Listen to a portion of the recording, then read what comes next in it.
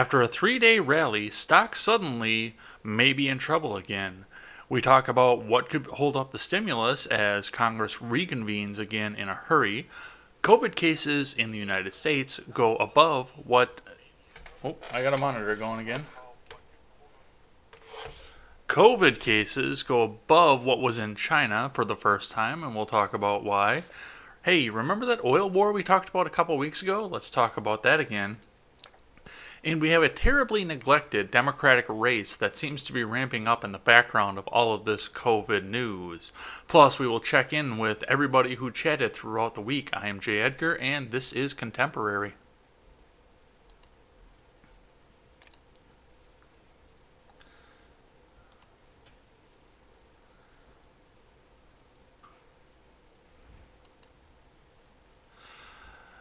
The worst part about all this news that we're going to talk about is, for the most part, we've seen it all before.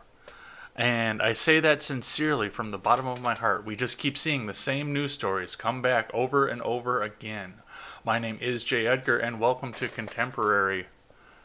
Before we get started, though, make sure you go over and check out freedomscoop.com. We've got a great big event coming up on the 10th, and we want to make sure that everybody comes by and gets involved. We're going to have a 12-hour call-in show. It's going to be a telethon for charities, so there will be a GoFundMe attached.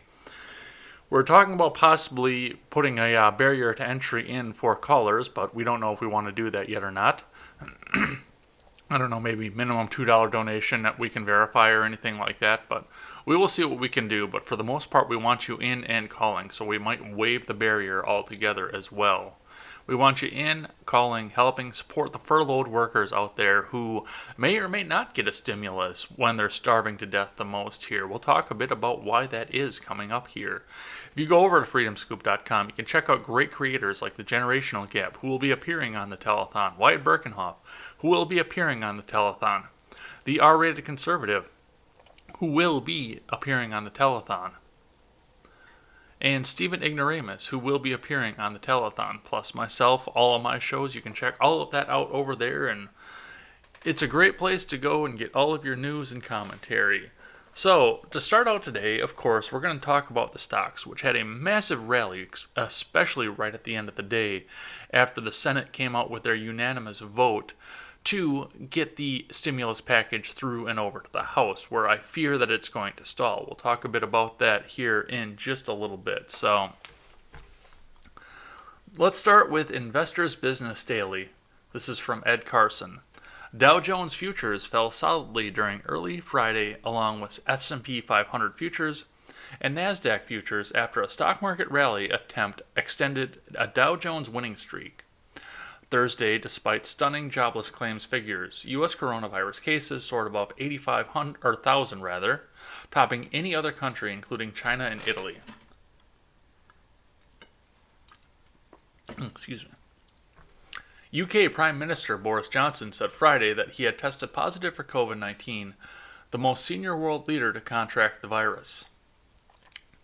Amazon, Alibaba, Netflix, Advanced Micro Devices, and GSX are all worth considering for your updated watch list.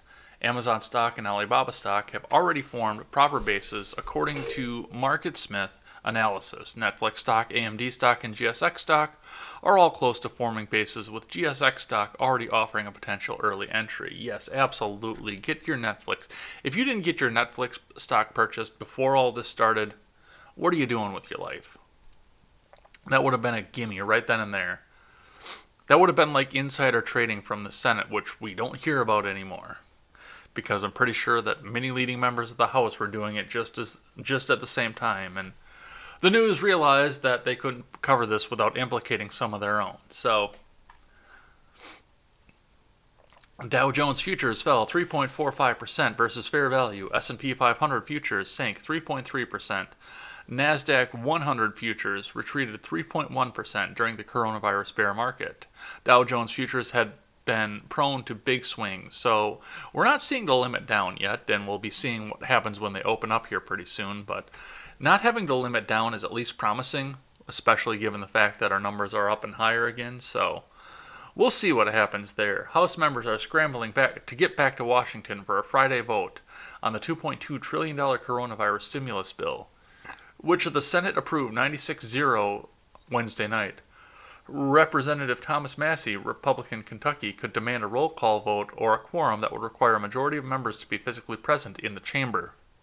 And we'll talk just a bit about that as we come up. So, once again, the stock market doesn't like uncertainty, and it looks like we might be seeing that here coming up, given the fact that, yes, we have the jobless claims going up, and of course the fact that now nobody knows what's going to happen in the House of Representatives, which arguably we didn't know before. Let's check in with Fox Business. Dow exits bear market territory, adds 1351 points on the $2 trillion relief package. This is from Jonathan Garber.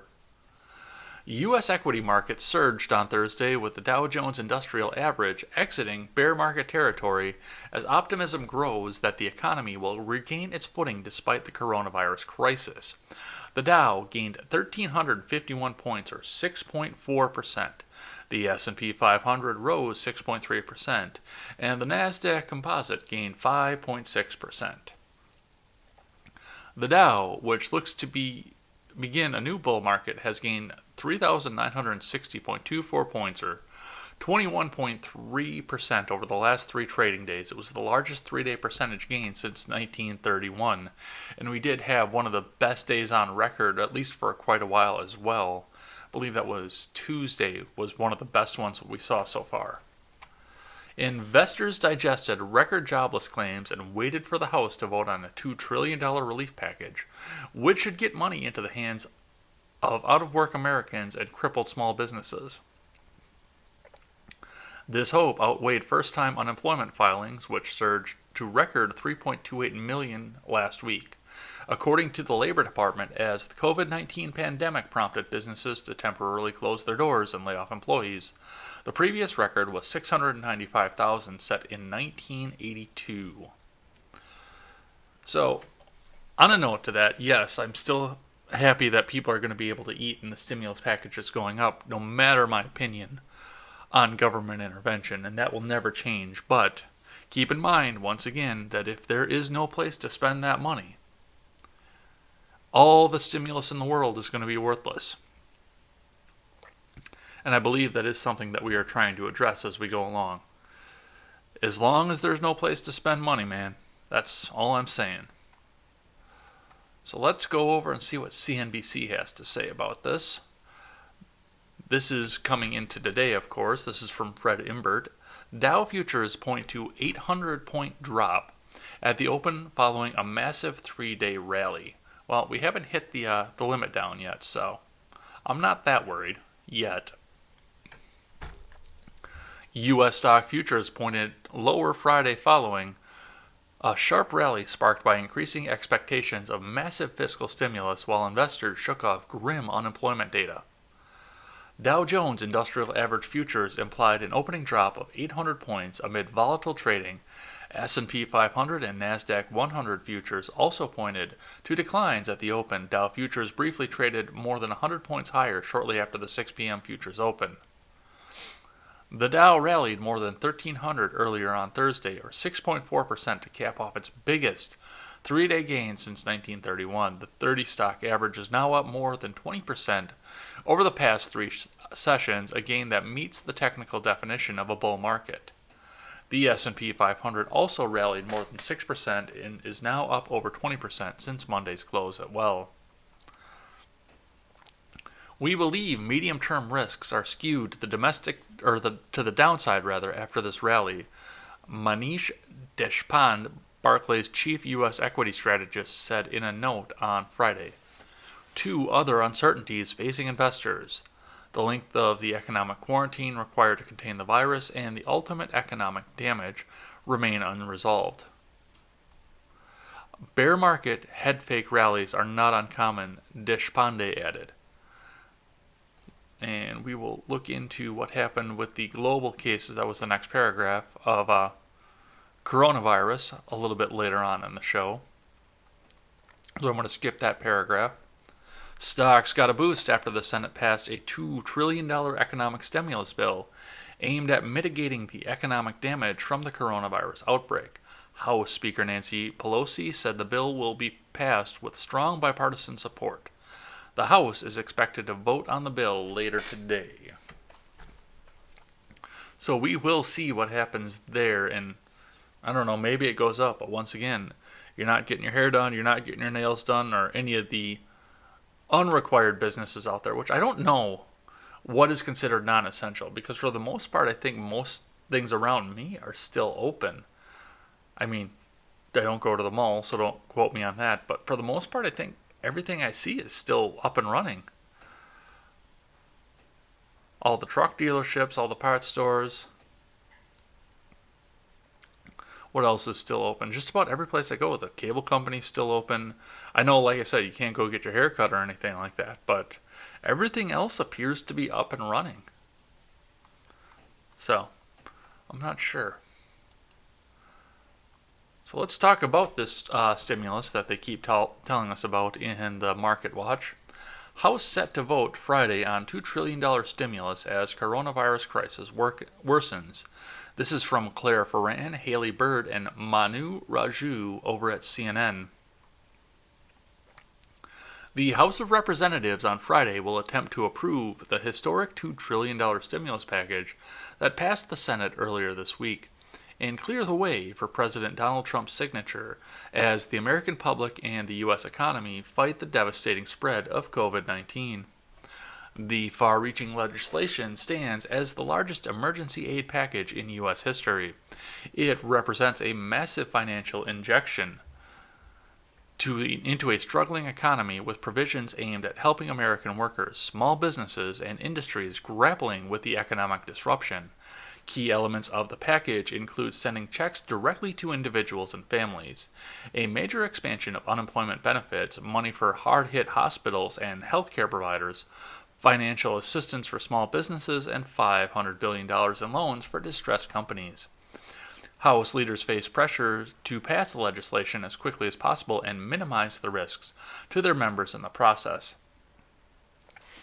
House Majority Leader Steny Hoyer announced on Wednesday evening the House will convene at 9 a.m. Eastern Time Friday to consider the relief package. So they just came together, according to this article. The bill had been expected to be passed by voice vote, a move that would allow for swift passage and was designed to permit most House members not to return to Washington for a full roll call vote. But Hoyer's office advised members Thursday evening they are encouraged to be in Washington on Friday at 10 a.m. because the bill may not pass that way after all. There is now a possibility, the notice from the Maryland Democrats' office said, that a Republican may force a recorded vote. Many members were scrambling to book flights and return to Washington on Thursday night amid concerns that they would be asked to vote in person on the stimulus, according to multiple sources familiar with the matter. I would love to I will leave a note to myself because I'm going to listen back to this later. I do want to see what the final vote tally was for all of this because it's going to be interesting, and I kind of want to see what certain key members do, like potentially Pelosi, the squad, and key members here who say Orange Man bad no matter what. 2 House members have already tested positive for COVID-19, while more than 3 dozen others have self-quarantined after experiencing flu-like symptoms, interactions with infected individuals, or potential exposure.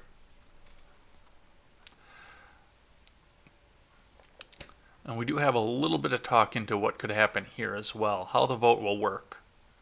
House Speaker Nancy Pelosi and Minority Leader Kevin McCarthy both made clear on Thursday that they want the $2 trillion stimulus package to be approved by their chamber Friday by voice vote. But if any member requests a recorded vote, lawmakers would have to cast a roll call vote. Republican Representative Thomas Massie of Kentucky is viewed as the most likely member to try and force the vote after indicating publicly his reservations about the voice vote. Also, Democratic Representative Alexandria Ocasio-Cortez of New York told CNN Wednesday that she might force a recorded vote, but Democrats don't believe she will. It would be very funny to see Nancy Pelosi be able to get AOC back under control because AOC has been calling the shots since she got in for whatever reason. She doesn't have the title of Speaker, but she's got the Speaker under her thumb for damn sure.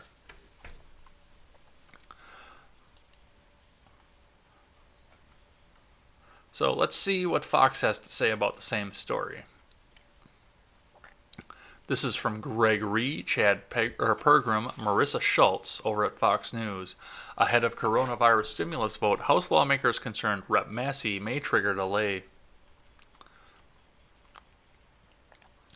Furious lawmakers voiced serious concern on Capitol Hill late Thursday that a Republican House member could go rogue and possibly scuttle a vote on the $2 trillion coronavirus stimulus package and potentially endanger other House members in the process, Fox News has learned.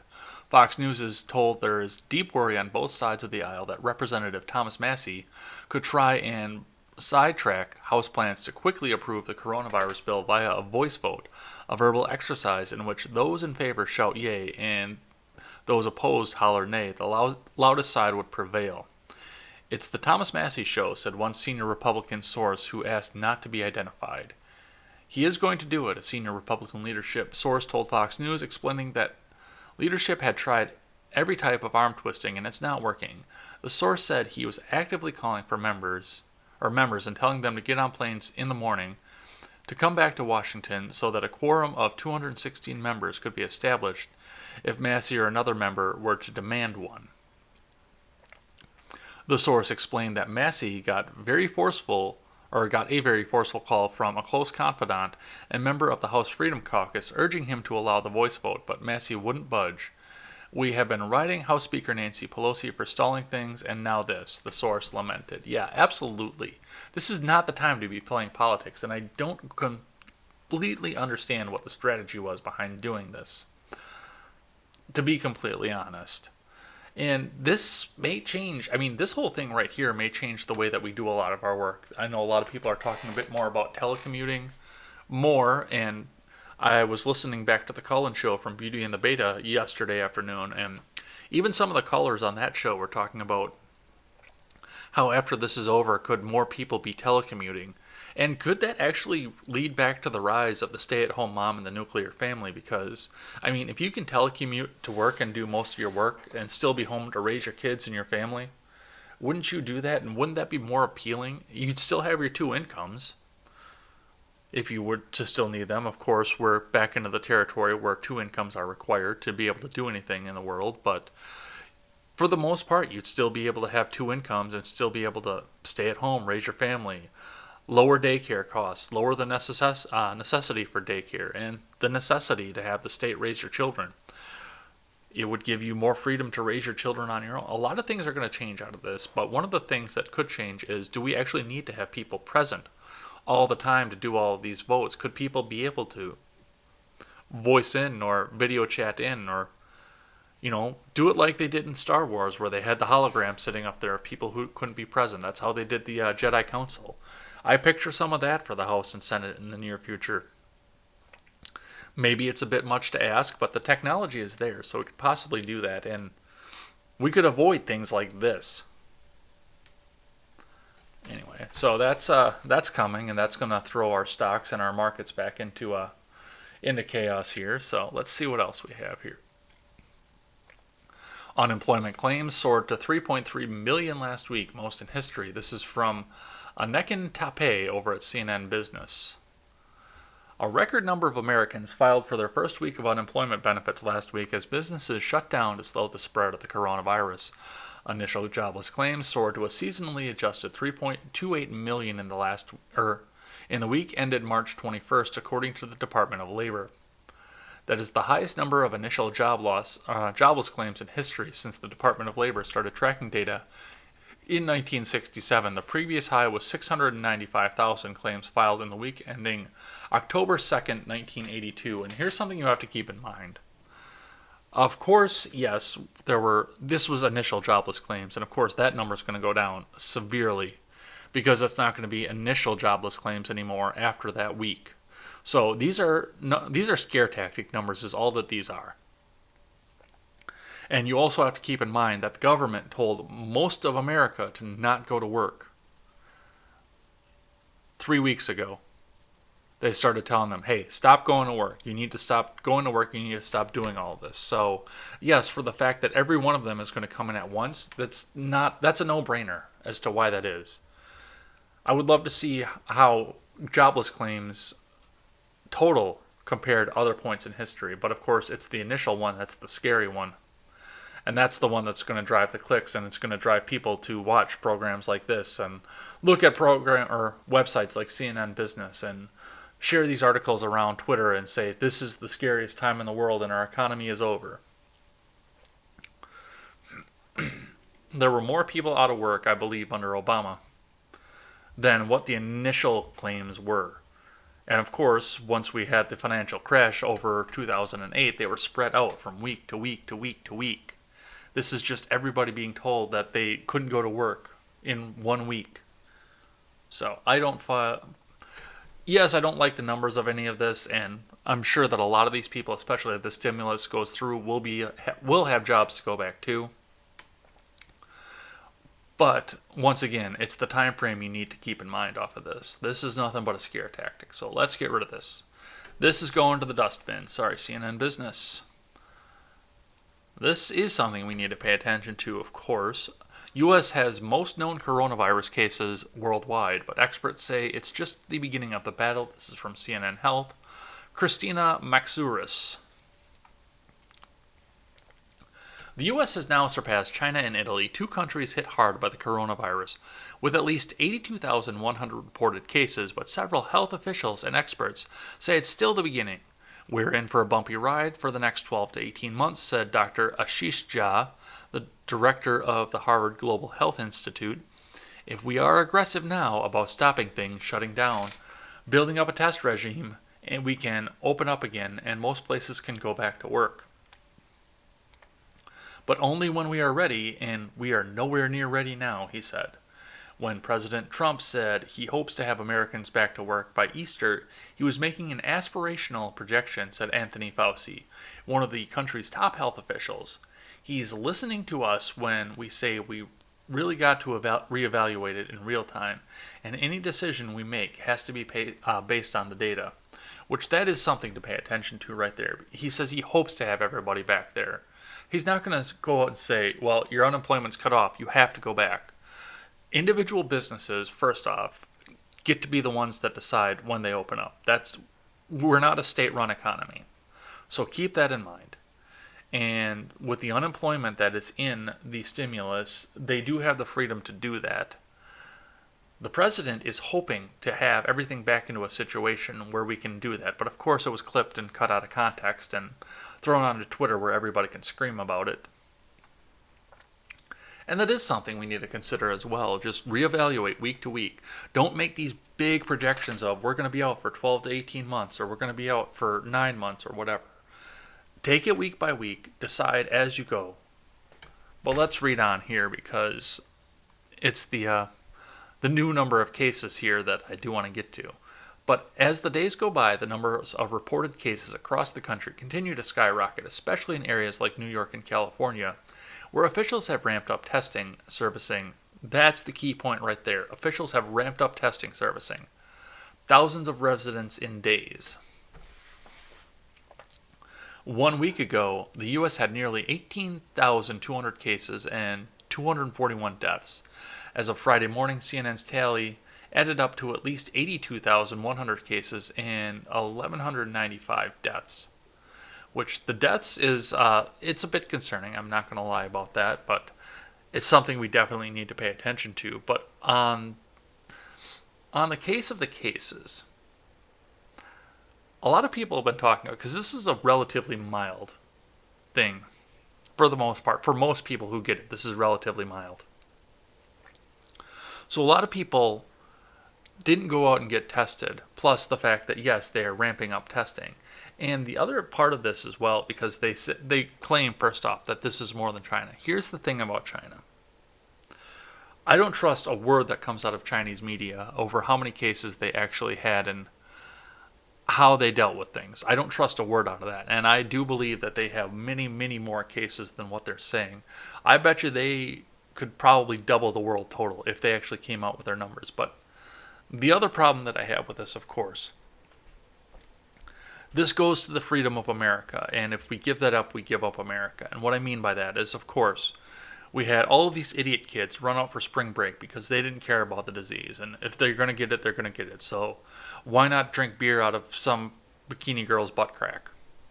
We had all that happen, and we knew that would happen, and we knew what was going to come to it when that happened. Several of these students tested positive, and I bet you there are many more out there that are positive that didn't go out and get tested. Either asymptomatic or symptoms so mild they didn't even bother. And the other side of that, of course, is the fact that people are free to go out and do what they need to do and take care of what they need to take care of. They don't get just welded into their apartments once they found out something is bad for them, like they do in China. That's what China was doing. They were finding out people were suspected of having this disease, not even testing them, just suspecting it, and welding the door shut to their apartment so they couldn't get out back into the world and spread the disease. We don't do that here in the U.S. And of course, now they were starting to break open some of the welds and finding some of these people dead in their apartments, maybe not even just from the disease, but starvation or a slip and fall and a crack of the head open, and nobody being able to reach out to the person. So there was way more going on. Yes, we can spread the disease more readily, but we're at least free to do so. Those who would trade their freedom for security deserve neither. That's what Ben Franklin always said. And of course, to all the college kids out there who decided that their spring break was more important than their own health, I say, from me to you, you guys are idiots. And that's how I have to say on that. You guys are morons because you went out and you gathered and you did all the stupid stuff you normally do on spring break. But of course, with a global pandemic going that's airborne, that should have at least made you have some second thoughts about it. I think one of the most interesting things that I've heard from this would have come from Michael Knowles over on the Daily Wire. And of course, I don't do audio or video for the most part of the show, so I'll be paraphrasing, but I do have to wonder how many people were asymptomatic, got the disease, never went and got tested for it. I do wonder if there's going to come a day where there's a test for antibodies for this to see who had the disease and who has recovered from it naturally. Because I bet you, number one, the cases are going to go up way more once you figure that out, once you figure out who all had the disease and who didn't. And at that point, too, you can start figuring out who can go back to work because they've already had it. They already have an immunity to it, like the chicken pox. When you keep one kid home with the chicken pox, but then you send him back to school because you never have to worry about him getting it again. Maybe shingles when he's over 40, but never the chicken pox again. Just some things to think about here. But speaking about people who have the disease, Boris Johnson tests positive for coronavirus. This is from Greg Norman and Chris Irvine over at Fox News. I do have to say, given the fact that Boris Johnson has tested positive for this disease sure does like famous people. Tom Hanks, Prince Charles, Boris Johnson. It sure does like the rich and the famous. Boris Johnson, the British Prime Minister, has revealed he tested positive for the coronavirus. In a video message posted to his Twitter account Friday, he explained that he had developed mild symptoms over the last 24 hours, a temperature and a persistent cough. On the advice of the chief medical officer, I've taken a test. That test has come out positive, so I'm working from home, Johnson said. I'm self-isolating, and that's entirely the right thing to do. But be in no doubt that I can continue, thanks to the wizardry of modern technology, to communicate with all of my top team to lead the national fight back against coronavirus, he added. His diagnosis came just a couple days after Prince Charles also revealed a positive test. The United Kingdom, like many other countries around the world fighting the coronavirus, has rolled out a series of orders for non-essential businesses to close and residents to remain indoors, otherwise necessary.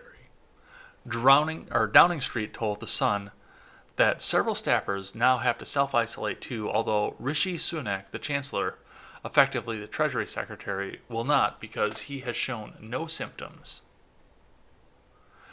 Johnson, in his video, praised the medical professionals, police, social care workers, teachers, and the 600,000 people he says have volunteered in great national effort to contain the spread of COVID-19.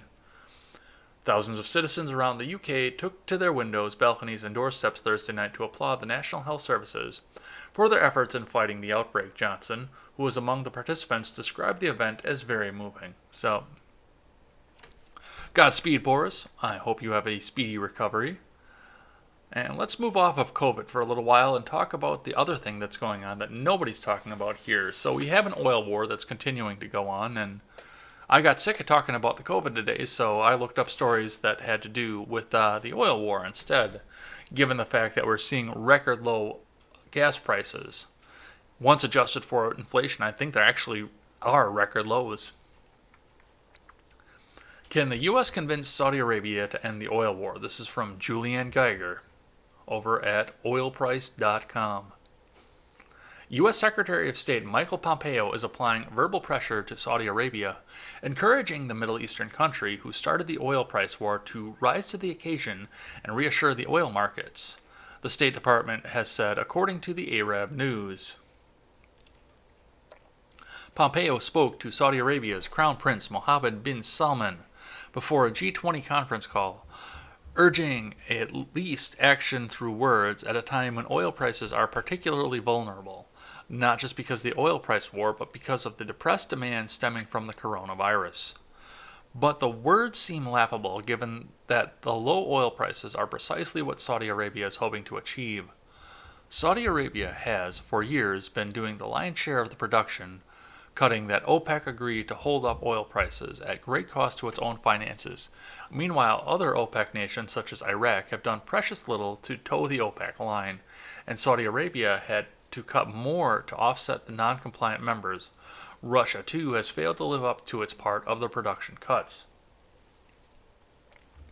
When the OPEC deal fell apart a couple weeks ago, it was Russia's reluctance to cut more and for longer, as if they had restricted production to any great extent in the first place, overproducing nearly, if not every month throughout the deal. Its rationale for refusing to cut and cut more are not without merit. First, Russia's oil fields cannot be turned on and off as easily as others, such as U.S. shale. Second, cutting back production to manipulate the prices only works if the world's largest producer, the United States, were to play along too, and it's not. Cutting back production further, Russia contends, opens the door for U.S. shale to take even more market share. The refusal was the last straw for Saudi Arabia, and it responded by playing hardball, threatening to increase its production as of April 1st. When the current OPEC production agreement is set to end, Saudi Arabia is likely hoping that the low oil prices will bring Russia back to the table. I think that was a typo. Russia, likewise, is hoping Saudi Arabia won't have the staying power to hold the line at $20-something a barrel oil. For now, this is precisely the situation Saudi Arabia was hoping for, paying for other oil producers to bring about a change in action. Saudi Arabia, however, probably didn't expect the prices to drop off quite so quickly, helping by the devastating effects of the global COVID-19 pandemic. So that will be interesting. Of course, they're going to sit back here and try and figure out who can throw the lowest oil out. And once the U.S. gets back to work and turns those spigots on, there's no telling what's going to happen with oil and gas prices as we go along. That's definitely going to be a positive, I think, once all of this clears up and we start traveling again. So look forward to that. And, I mean, if you got an extra gas can, fill the damn thing up. Get as much of that 99-cent oil as you can. This is also from oilprice.com. This is from Irina Slav. The cost of the oil price war is growing for Russia. Russia's economy needs about 1 trillion rubles, or roughly 12.7 billion a month over the next few months, to emerge stable from the coronavirus pandemic and the oil price crash. Is the ruble still a thing? And 1 trillion rubles, doesn't that mean somebody throws a $20 bill into the Russian economy? I thought that was just about devalued at some point. Maybe not.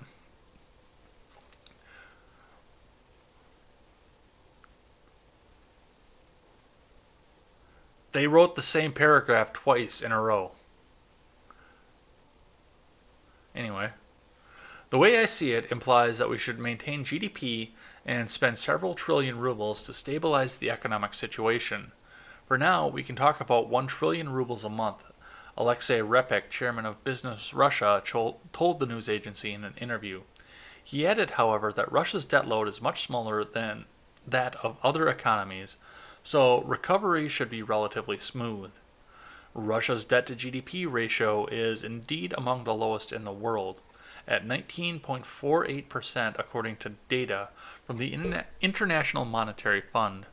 In comparison, China's debt to GDP ratio is 54.44%, and Japan's is the highest in the world at 234.18% of the GDP. Who does Japan owe all that money to? Christ, they've been selling cars, undercutting everybody else for 50 years. How in God's name do they owe that much money to everybody else?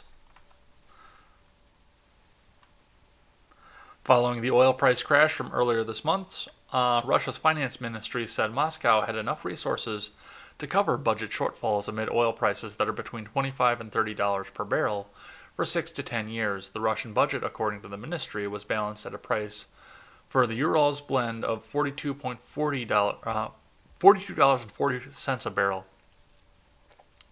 Still, the country's sovereign wealth fund had, as of March 1st, assets worth over $100 billion, equal to 7.3% of GDP, and enough to compensate for lower oil revenues due to the drop in oil prices, the finance ministry said. So, they're hurting, especially given the fact, of course, that Saudi Arabia is going to continue with this along as they go. So, that is definitely something to keep an eye on here. And of course, our presidential Russian puppet, as they try to tell us that he is, was part of the reason that all of this started. And the sanctions against Russia for the Nord Stream 2 pipeline seem to be the beginning of all of this. But he's in Putin's pocket, even if he works against his interest. Who knows? Everything that the president has done so far has pretty much been against the Russian oligarch, but yet he is still a puppet of that president over there. So let's see what else we have here. In related, this is from a local Fox affiliate, Fox 6 Milwaukee. Uncharted waters, Kentucky gas station the first in the nation to sell at 99 cents a gallon, by Katie DeLong, and there are more. Probably 30 miles away from here, maybe not even that much, we're seeing 99 cents a gallon. I do want to swing by and see what the local service station is close to me, what it's at this point, because it was $1.34 a couple days ago. And then yesterday, one of the drivers told me that it was 99 cents a little ways east of here, so that is going to be a little bit exciting. A gas station in London, Kentucky on Thursday, March 19th became the first in the nation to sell a gallon of gas for 99 cents. Gas Buddy officials confirmed by a cashier and Gas Buddy users at the BP gas station lowered its price to 99 cents per gallon as of about 6:30 a.m. on Thursday. Gas Buddy had been anticipating this price could pop up in the Great Lakes states a week or so prior.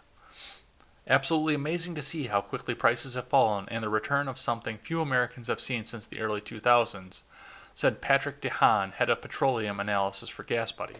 We're in uncharted waters due to demand plummeting in light of the coronavirus situation, and yesterday oil prices fell to their lowest level since 2002, in a sign of the deep distress our economy is facing. And keep in mind, this is from over a week ago at this point. According to Gas Buddy, the cheapest gas in Wisconsin Thursday was being sold at Costco at Grange and Moreland Road in New Berlin, a Milwaukee suburb, at $1.45 per gallon. And now it is considerably lower than that. So go get your fuel. Like I said, if you got a gas can or 10, go fill them up. You're going to want gas at this price for as long as you can get it. So I want to do a follow-up on something now that we talked about yesterday. This is from Bloomberg. This is when we talked about the Trump re-election campaign sending letters to all of the cease and desist letters to all of these networks about the coronavirus hoax commercial. Bloomberg.com, which I would normally never use as a source because they're paywall rather dicks. I would normally not use them, but I wanted to touch on this because it was because it's Bloomberg and he was a rival at one point here. This is from Todd Shields, Jennifer Epstein, and Mario Parker. Trump campaign's threat on TV licenses may be mostly bluster. I've read this article once before, and this is entirely fake news, but I wanted you guys to see how Bloomberg spun it. The Trump re-election campaign told TV stations they could lose their operating licenses for airing an ad criticizing the president's actions in the coronavirus crisis, a challenge that may be more bluster than an actual threat. They actually did not threaten that, just so everyone's aware. They did say that it was fake news and requested a cease and desist, but they did not threaten licenses. That would be such a violation of the First Amendment. He could get impeached just for that.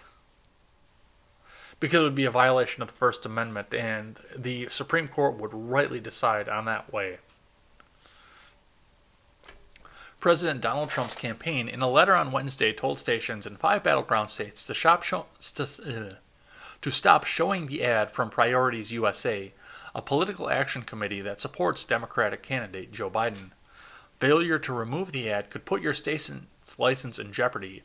Before the FCC, the campaign said in the letter, your station has an obligation to cease and desist from airing it immediately to comply with FCC licensing requirements. False. That is fake.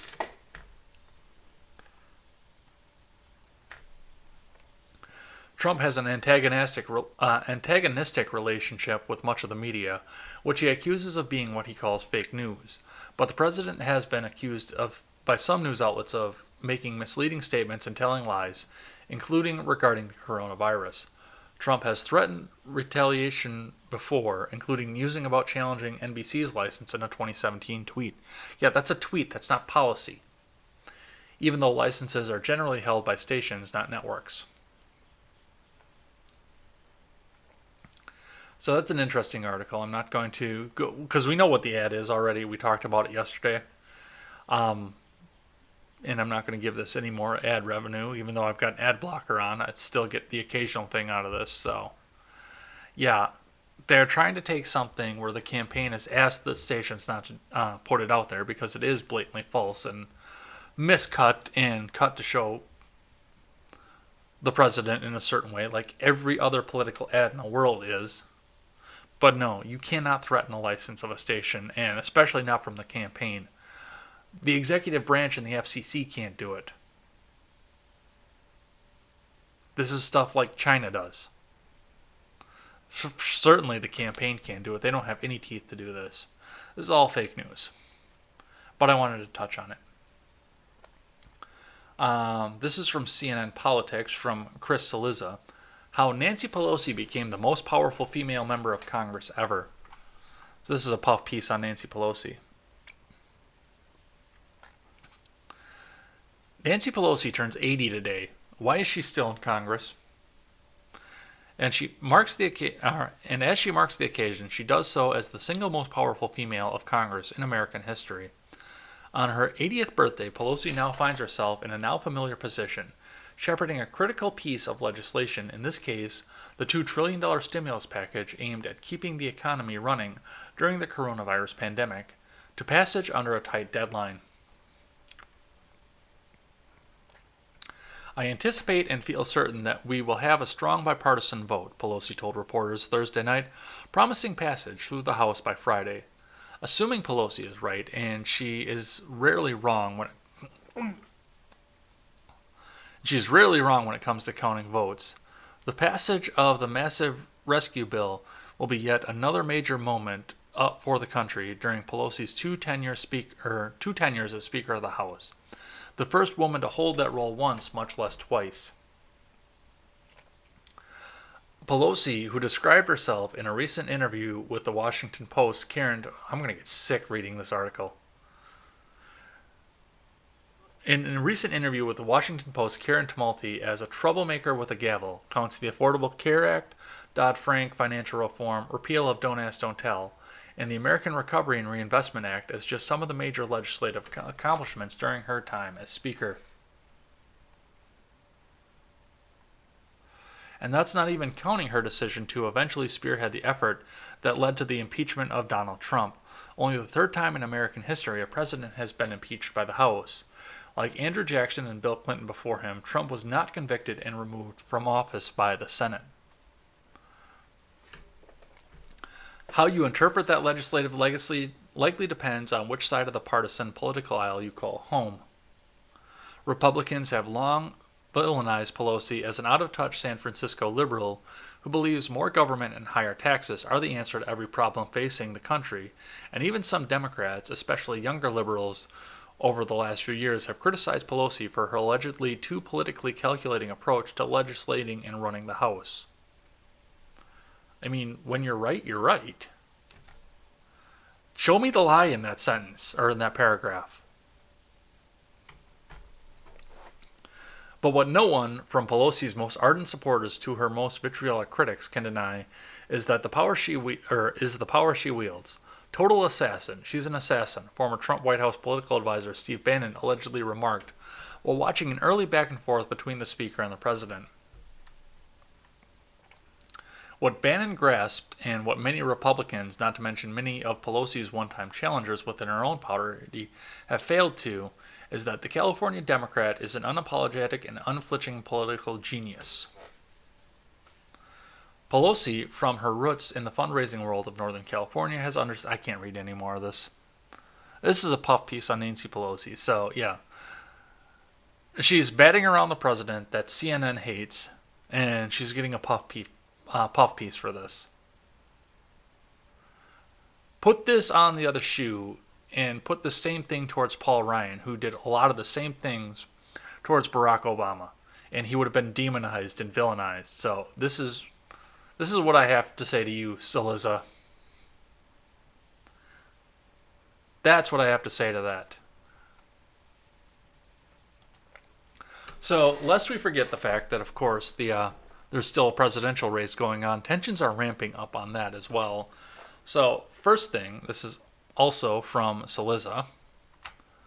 The top 10 women Joe Biden might pick as a vice president. And before I do get onto that, I want to look back at just some of the Twitter trends that we're seeing here because, of course, the Bernie Bros over on Twitter are trying to bring out this new allegation against Biden as evidence that he needs to get out of the race. And there's a hashtag of Time Is Up Biden that is trending over on Twitter right now just because, I'm scrolling through it right now.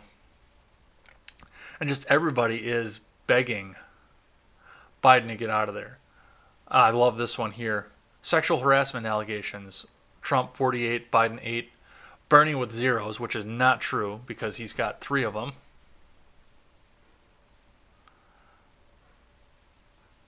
This is great. And I got one here that's a right-leaning account that I follow. With Time's Up Biden, who will the Democrats nominate? No, they're still going to nominate Biden because the news is going to cover up for this. The news is never going to show any of this. In fact, until yesterday, I'm sure that most people didn't even realize that Tara Reid had accused Biden of the things that she accused him of because CNN's not going to cover it. They've got a COVID-19 to cover. MSNBC's not going to cover it. Well, they might because they like Bernie. But they've got a president to trash. Fox isn't going to cover it because they're just as left-leaning as everybody else. So nobody's going to cover any of this except for the independents and Twitter. And once again, this is a lot like the Christine Ford allegation where there's nothing corroborating behind it. There's a little bit more corroboration behind it because, Biden is a creepy dude and there was nothing on Kavanaugh, but for the most part, there's nothing evidentiary behind it. And if something needed to be done, it needed to be done in 1993, not now. So that's just funny to watch. I wanted to point that out. The top 10 women Joe Biden might pick as VP. We're going to move this down to the top Well, let's do the top 10. We're not going to read all the articles, though. But it's interesting, of course, because he promised he was going to. And I will give a brief description on who some of these people are if we don't know. Number 10 is Michelle Lujan Grisham, governor in 2018 and 6 years in the House representing New Mexico. So she's former New Mexican governor. Keisha Lance Bottoms, former mayor of Atlanta. At 50, she's a nice generational break from the 77-year-old Biden. That's terrible to think, too, because we are trying to get to the point where we need to get somebody young as a vice president for all of our presidential picks because they're so old they might just die. How did we get to that point? Tammy Baldwin, who had the X not walked out on me, I was actually going to be running against Tammy Baldwin. Don't know Baldwin? She's the first openly gay elected and re-elected to the Senate. Senator from Wisconsin, who was up in 2018. Stacey Abrams, we all know who that is. Tammy Duckworth, who stole the seat away from alleged Trump hater Joe Walsh, representative from Illinois, very progressive. Catherine Cortez Masto, the Nevada senator. Gretchen Whitmer, the chick from Mean Girls. Oh, I'm sorry, no, that's Gretchen Wiener. Gretchen Whitmer, governess of Michigan, who wants to put martial law in place in Michigan. Elizabeth Warren, we know who that is. Amy Klobuchar, we know who that is. Kamala Harris, the cop, we know who that is.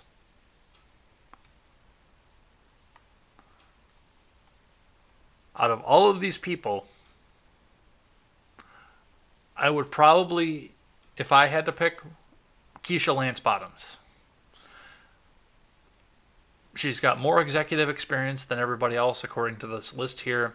And yeah, she's got the generational fortitude to pick up the pieces if Biden were to croak in office, if for whatever reason he were to get elected in. But I mean, with this Time's Up thing, we just wrote another set of campaign ads against him, and yeah, he's got everything clinched right now, so that'd be interesting to watch. I would love to see who he does wind up picking out of this list.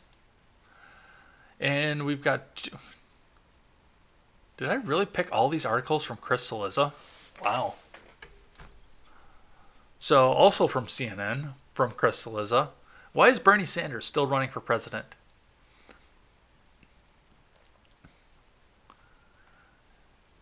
Bernie Sanders' presidential campaign made some news Tuesday night. He's looking forward to being in the April debate with Joe Biden. If there is a debate in April, he plans to be there, Sanders' communications director Mike Koska told CNN's Annie Grayer, which is very irritating for a few reasons. One, the Democratic National Committee had planned for an April debate, but there appears to be very little movement, at least publicly, to announce a specific date or media sponsor. Sanders' statement may force the committee's hand. The last debate was a CNN-sponsored one on March 15th. 2. Sanders appears committed to remaining in the race for the foreseeable future, despite the fact that he trails Biden by more than 300 pledged delegates, 1155 to 840 in CNN's count, and would need to win nearly 60% of the remaining delegates to take the nomination from the former vice president. And I will point out what Styx pointed out on this yesterday. The other 25 states that still have to vote do heavily favor Biden in polls and demographics as well. So Bernie is toast. But let's read on. The last point occasions a very simple question. Why is Sanders still running, given those very long odds?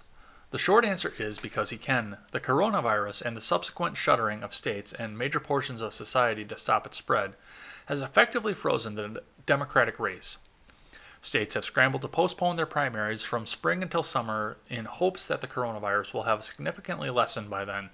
In fact, aside from the Wisconsin primary set for April 7th, and apparently still planning to be held, there isn't another major primary day until April 28th when New York and Pennsylvania are scheduled to vote. It's hard to imagine New York will keep the primary where it is given the state's status as the epicenter of the coronavirus in the U.S. Combine that calendar with the fact that campaigning, at least in person, has been totally halted by the coronavirus and that Sanders had plenty of money in his campaign account left to spend on the race. And you see there's really no imperative for Sanders to get out of the race anytime soon. And the upside of staying in is quite clear. Sanders is more likely to draw more attention from the national media as a still presidential candidate than the former presidential candidate, if he wants people to pay attention to what he thinks should be done about the coronavirus or any other issue. That platform of being a presidential candidate is irreplaceable. So he's doing it to push an agenda, is all he's doing. And Politico actually has almost the same headline sitting over here. He is still in. Bernie could remain in race through June. The Democratic primary calendar, reshaped by the coronavirus crisis, offers some incentive for Sanders to continue on. Since his staff announced last week that he is reassessing his campaign, Bernie Sanders has not yet definitively said whether he is still running. But he's given every indication he's pressing forward and perhaps remaining in the presidential race for months to come. This is from Holly Otterbein and David Siders. Despite Joe Biden's nearly insurmountable delegate lead, the Sanders campaign said he plans to participate in an April debate if one happens. His team has held volunteer organizing calls in the past week in New York and Pennsylvania, which are planning to hold their primaries and perhaps as late as June. And his campaign is also touting that it is ramping up staff in New York, which a senior aide said is a sign that he is still in. Sanders, who hasn't aired ads or fundraised since losing badly on March 17th primaries, could still very well call things off. But one thing is certain, he's not acting like a candidate who's finished with the primary. So he's still in, he's still going, and even the Democrats are starting to ask why. So one last thing I want to touch on here before we get into the people who chatted in the live chat this week is I want to point something out. And, you know, I've always been a fan of Crowder. I always have been. He's been truthful, he's been funny, he's been somebody that I've enjoyed watching here. But I've got to say this, that squeaky voice bastard stole my show. And I appreciate everybody who has come into the live room every day to watch me every day, and everybody who's watched the playbacks every day. I appreciate you very much. But I watched Crowder's announcement video yesterday, and it seems that he is also doing a morning show coming up where he reads the headlines and various news stories throughout the day. 3 weeks after I started mine, Crowder had the same fucking idea. And to be completely honest, that squeaky voice bastard, I'm kind of mad. I'm not going to lie. Because that was my idea, and it was my niche market. It was what I was going to grow, and I was growing off of it too. My show has seen exponential growth since I started doing contemporary. So I appreciate everybody who would prefer to come over here and listen to me rather than Crowder. You're much appreciated. Thank you for coming in. And of course, we will check the live chat here. Something they won't do over there. They won't check the live chat as we're going on here. So it is time to shout out the live chatters for the week, and then we will get on out of here. Remember, there's an Ed Talk tomorrow, and we might do some gaming since we are on a stay-at-home order here. I can't do any driving this weekend other than going back and forth to work, so I might defy the government, but we might do some gaming this weekend as well. So let's start, of course, with everybody who has talked on Friday. So we've got Ron Helton and Sully Blue. Welcome on in. Thanks for talking out here and keeping everything honest. Miami 1984, thanks for stopping in for the day. Let's see, you guys have been busy today. Thank you, of course.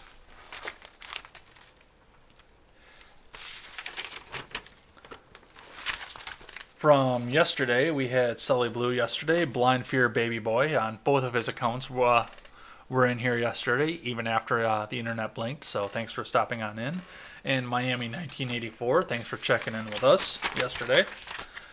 Wednesday, we had Sully Blue and Ron Helton leading the charge. Thanks for coming in. Tuesday, we had Sully Blue, we had This Is Me, Music Man was in, and D. McLeod was in here as well. Thanks for stopping in. And finally, on Monday, we had Sully Blue, Ron Helton, Nephilim Ninja, and Roundtable Decision all showed up to support this show. So thanks everybody who came in and chatted.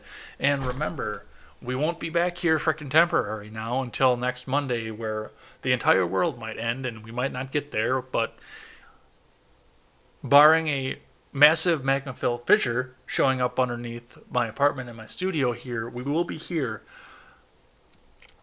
to make sure that the news is out and ready to go, and we all have some commentary on it as well. If you want to get some live questions in and get in the live chat, tomorrow at 6, we will be having the Ed Talk. So that is always going to be listener questions. I've got a couple topics to talk about before the listener questions roll in. But remember, that is a chat-driven show, so make sure you show up there and get your chat in. We will we'll talk then, of course. We'll probably do some gaming again on Saturday or Sunday as well if the no travel order is still in place and I feel like giving a damn what Tony Evers has to say. We'll go ahead and do some video gaming, because if I can't be out anywhere else, I'd rather be here with you guys, of course. We will be back here Monday for more Contemporary and see what the news did over the weekend and see what the stock market did today. Will be interesting to see once this stimulus package goes through.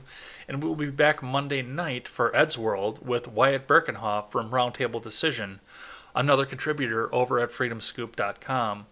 Until then, we will see you over the weekend and hopefully on Monday as well. I am Jay Edgar, and this is Contemporary.